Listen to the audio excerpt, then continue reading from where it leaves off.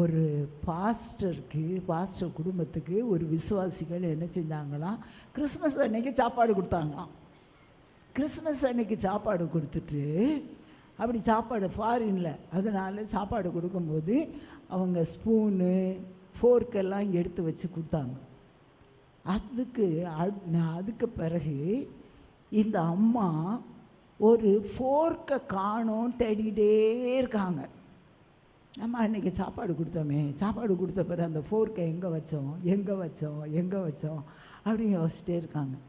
அதுக்குள்ளே அடுத்த கிறிஸ்மஸ் வந்துட்டு, அப்போ கிறிஸ்மஸ் வந்த உடனே அந்த அம்மா ஃபோர்க்கை காணோன்னு இன்னும் தான் தேடிகிட்டு இருக்காங்க. பார்த்தா அந்த ஃபோர்க்கு எங்கே இருந்துச்சு தெரியுமா? பைபிளுக்குள்ளே இருந்திருக்கு. அன்னைக்கு சாப்பாடு கொடுத்த பிறகு அந்த பாஸ்டர் என்ன செஞ்சுருக்காரு, ஜெபம் பண்ணியிருக்காரு.